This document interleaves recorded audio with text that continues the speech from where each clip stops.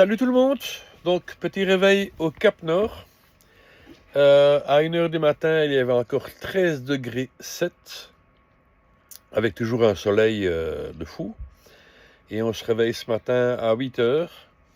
Il y a 3 degrés 4, il y a un brouillard à couper au couteau. Et donc je pense qu'on a bien fait de venir hier soir pour le soleil de minuit. Voilà.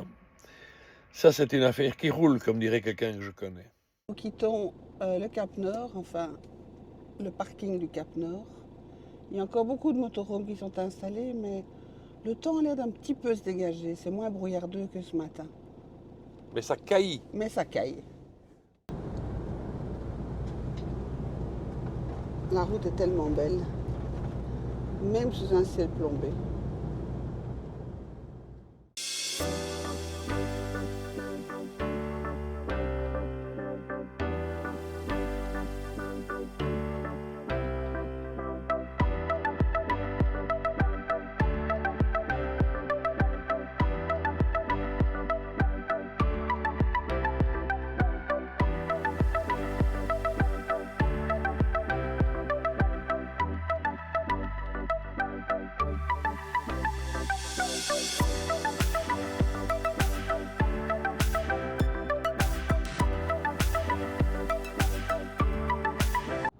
À quelques kilomètres du Nord-Cap, nous prenons une petite route sur le côté jusqu'à Gievard. Il paraît qu'on peut admirer les oiseaux. On se retrouve de nouveau au bord de l'eau. C'est un aller-retour qui va nous faire 40 km, 20 pour aller, 20 pour retour, avant de reprendre la route principale. À part de temps en temps, on croise un camping-car. On se croirait vraiment seul au monde ici. Ben, il y a longtemps qu'il était là parce que c'est un très très vieux modèle. On en a deux là qui traversent paisiblement la route. Le deuxième, c'est spécialement pour Claire. Ça, c'est un renne. Oui. On arrive à cette petite ville, gros village du bout du monde, à Gievard. Allô, chef? J'ai oublié de couper les gaz. J'attends la marée haute pour revenir. On est vraiment seul au monde. On n'a plus de wifi, on n'a plus d'internet, on n'a plus de signal téléphone. Ça doit être passionnant de vivre ici finalement.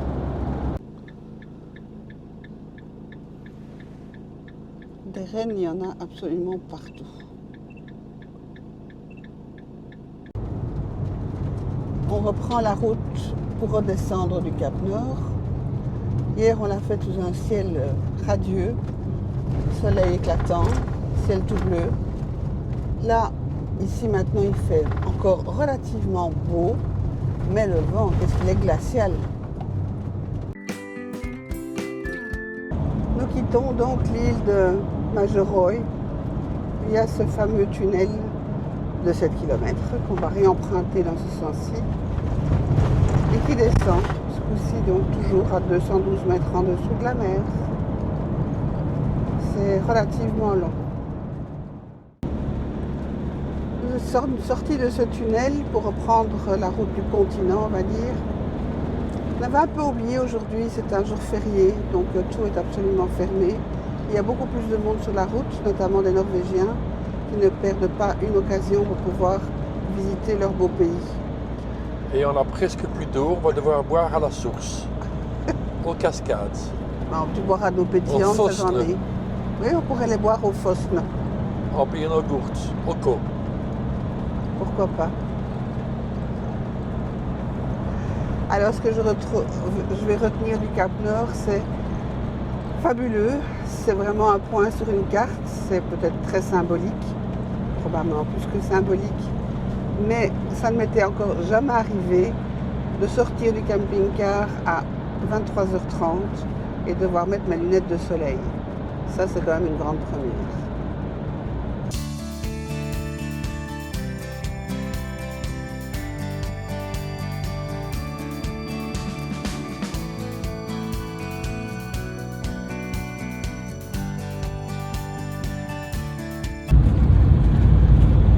Nous avons pris la route panoramique qui va nous amener à Avoysund, la route 889. Mais c'est de nouveau les montagnes, les fjords centre, lui, ce qui est très dommage. Un des points forts de cette route panoramique, enfin pour certains surtout, c'est l'aire de Snellfjord, dans quelques kilomètres, qui paraît-il offre une possibilité de pouvoir pêcher le saumon. Ce qui a attiré évidemment Michael. On va voir ça. Oui.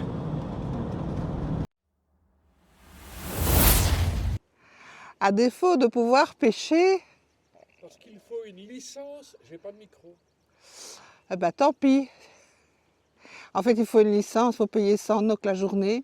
On ne sait pas à qui il faut les payer, donc voilà, c'est encore une fois une petite arnaque.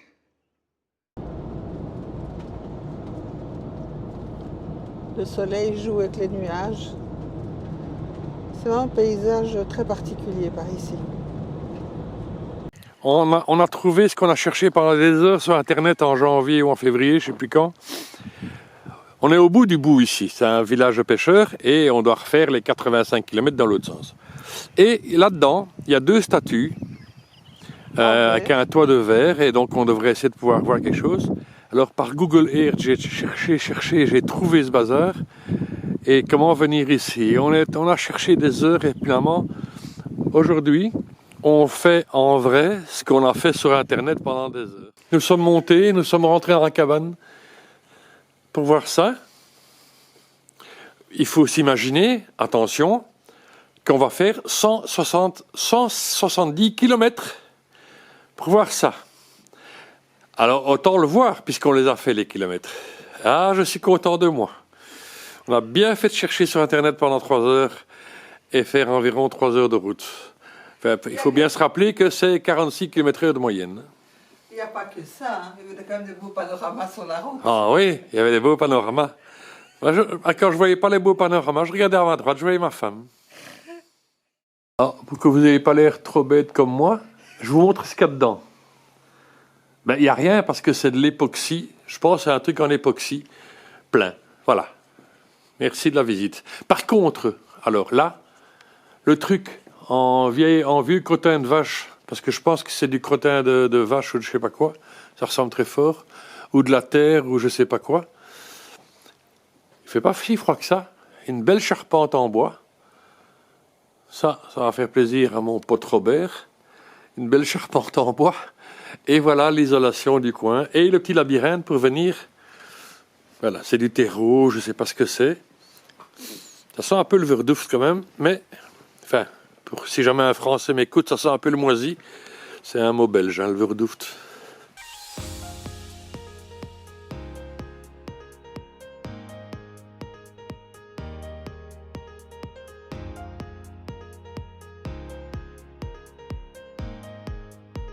Il semble bien que l'annonce semblait foireuse. Hein. Tu fais 2000 km pour chercher ton bateau, et voilà sur quoi tu tombes. Quand il disait petits travaux à faire.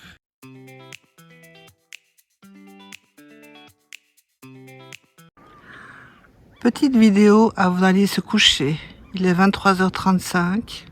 Ce soir encore, nous aurons droit au soleil de minuit. Bonne nuit à tous.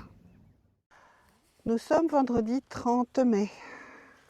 On s'est installé donc hier soir assez tard sur ce spot camping. Enfin, assez tard ici, ça veut dire en pleine journée. Hein. En pleine journée, d'accord, mais il était quand même passé 20 heures. Alors, le camping est très sympa. Et ça nous donne envie aujourd'hui de nous poser, de rester ici parce que d'abord on a une chouette vue, les gens sont très gentils, les sanitaires sont nickel et les machines à laver sont gratuites. Mais c'est lent, c'est des machines comme à la maison, donc c'est plus de 2 heures pour une machine à laver et c'est autant pour un séchoir. On aurait bien voulu faire 2 machines, ce qu'on va faire, on va se poser et donc on va pouvoir un peu ranger nos photos, chose qu'on n'avait pas pu faire depuis un petit temps parce que on roule et puis le soir on mange un bout, on boit un petit coup et puis on s'est dit qu'il est temps de dormir malgré la lumière. Voilà, je voulais vous montrer également les petites améliorations que nous avons fait à notre bestiole. Bon, ça ce sont donc tous nos drapeaux, mais ça c'est pas nouveau. Et donc, nous avons mis ça en petit trophée. Nos petits trolls. Et les deux endroits de passage qu'on a passés, on est très fiers de les avoir faits. Le cercle polaire arctique et le Cap Nord. Et voilà donc mon homme avec son nouveau t-shirt du Cap Nord. Oui, c'est un nouveau t-shirt du Cap Nord. On a changé d'emplacement, on s'est quand même mis près du fjord. C'est plus sympa. Bon, c'est vrai qu'il y a 4 camping-cars qui sont garés l'un à côté de l'autre, mais bon, ça va, on a des petits bancs devant pour admirer. Je pense qu'on va avoir droit à notre 4e soleil de minuit. Il fait excessivement beau. On a passé une journée très cool. Je pense qu'on avait besoin de cette journée de repos. Et il va peut-être bien lancer sa canne. Coucou tout le monde, on est samedi 31 mai. Alors, bon, il fait 8 degrés dehors au réveil, ça va encore, hein, on a eu pire.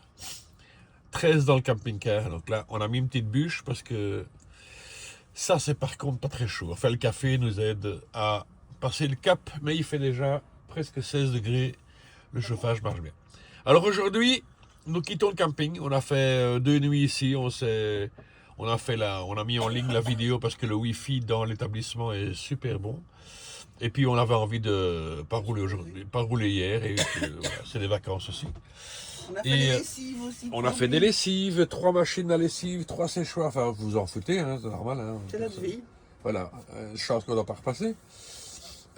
Et alors aujourd'hui, je laisse la parole à ma petite guide professionnelle. Voilà, aujourd'hui on va, j'espère, aller jusqu'au tout à fait à l'est de la Norvège, donc au nord-nord-est de la Norvège. Donc on ne va plus monter maintenant, mais on va vraiment aller vers la droite, quand on regarde la carte de la Norvège, et on va atteindre les limites de la frontière avec la Russie. Bon, je ne sais pas que j'ai vraiment envie d'aller voir les Russes, hein, mais il paraît que la dernière route panoramique du côté de Vadsø vaut vraiment la peine, c'est pour ça qu'on y va. Voilà, à bientôt, enfin à tantôt. Voilà, on a, encore voilà quoi. On a déjà fait 8 km depuis le camping et on tombe déjà là-dessus. Sur la route 98. Vers Ifjord. C'est une longue route, longue route jaune sur la carte. Pour laquelle vaut le détour par rapport à la nationale classique qu'on prendra pour le retour. Et là, on s'en va donc vers le nord-nord-est. Pour le retour, si on rentre un jour. Oui, mais le retour vers la civilisation, parce que ça, c'est vraiment... Ici, c'est vraiment le bout du monde. Hein. Il n'y a pas beaucoup de monde, il n'y a pas beaucoup de véhicules, il n'y a pas beaucoup de magasins, il n'y a pas beaucoup de rien. Et alors, toujours cette neige au sommet des montagnes. Je sais pas, ça fait un petit plus sur les photos et les vidéos. Ah ouais. Mais ça, c'est les reflets dans l'eau. C'est reste exceptionnel. Je vous laisse admirer. Je ne sais plus quoi dire, moi. Comme un chameau, je trouve. Ouf. C'est la démarche d'un chameau, un dromadaire. Il faut faire attention parce que ça... Je ne sais pas si ça pue autant. Ça utilise la route comme si c'était chez eux. En fait, Le dernier, on dirait une moto, c'est un guidon qu'il a. Bon, oh, le lot. Le lot. Il y a un jeune dedans. En fait, j'ai l'impression que ce sont des seuls habitants dans ce coin-ci. Ce sont les seuls. Alors, il faut faire très attention parce qu'à chaque détour de virage, ça surgit sur la route. On n'a pas peur, hein.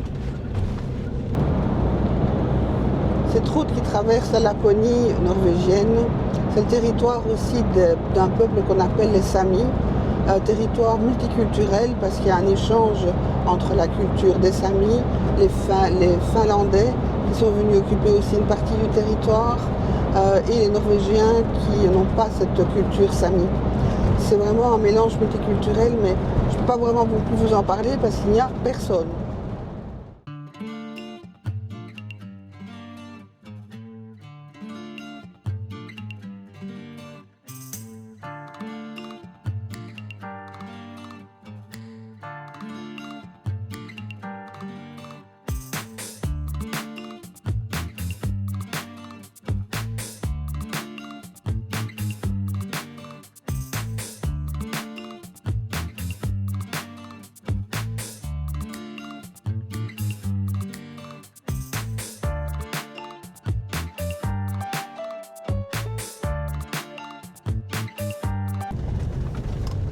Alors on a rejoint l'eau, on est au bord du lac Sofjord, qui finalement est un bras de mer qui vient de la mer de Barents, qui était là en fait donc au niveau du Cap Nord. C'est pas chaud, hein, je vous le dis. On ne peut pas dire que ça soit une voie très empruntée. On a croisé 5 ou 6 véhicules, surtout des camping-cars étrangers et 2 véhicules qui avaient l'air d'être locaux. C'est pas la grosse affluence. Et juste un grand malade en 4x4, un Allemand qui m'a dépassé comme un malade. Voilà. C'est un drôle de paysage, très austère. On est passé entre des rochers. C'est un peu lunaire comme paysage. Maintenant, on rejoint l'eau, donc c'est plus de quoi on est habitué. Il a un petit bois. Encore des copains sur la route. Les panneaux nous ont intrigués au début, maintenant on vient de comprendre. En fait, quand il y a des barrières ou des panneaux qui nous avertissent que la route peut être fermée, il y a ce genre de panneaux à côté où en fait on peut traverser en convoi avec effectivement les heures à laquelle en fait le convoi va démarrer. Pas mal hein, quand il y a plein de neige. On suit le chasse-neige qui ouvre la route. Voilà, c'est prudent, c'est pas mal. Ah, il y a les fameuses barrières qui, forcément, quand elles sont fermées, on ne peut pas passer. Donc on attend le chasse-neige patiemment à des heures bien précises.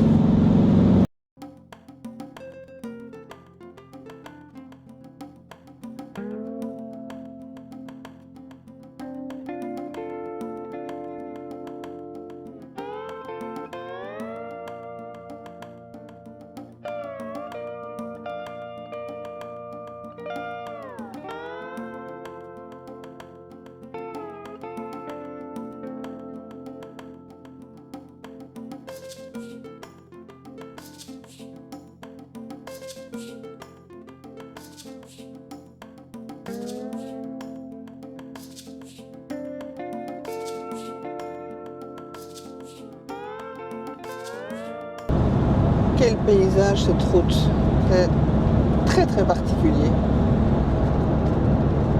Là on a vraiment l'impression d'être tout à fait tout seul au monde.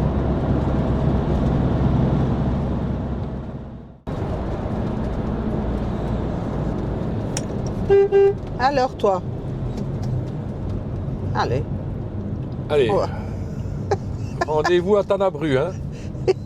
Petit loulou, mais va sur le côté, hein, couillon. Il la fera pas dans la neige.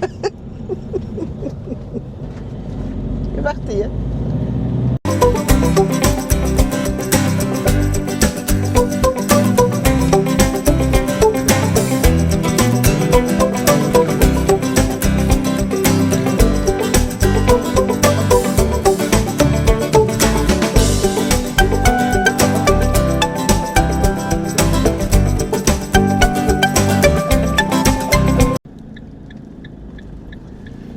Allô? Merci.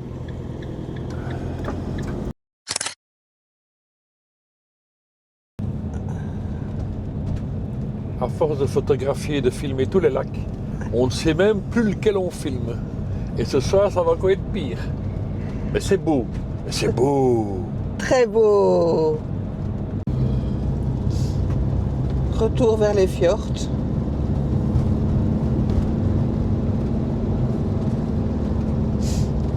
Arrêt pique-nique avec une vue de nouveau fabuleuse. Dommage qu'il n'y a pas de soleil. Enfin, pour faire plaisir à un abonné, c'est quand même pas dégueulasse hein, comme vue. Voilà. Donc ça, c'est la vue de ce midi. Il y a du vent et il n'est pas chaud. Mais dans le camping-car, ça va très bien. Et ça continue. La route est vraiment waouh. Avec un petit rayon de soleil, ce serait plus joli. Je crois qu'il y a un stabilisateur d'image, hein, parce que On range les armoires du camping-car. On range. Ça va être beau quand je vais ouvrir tantôt une armoire. Ouais. Dans le frigo, l'omelette est prête.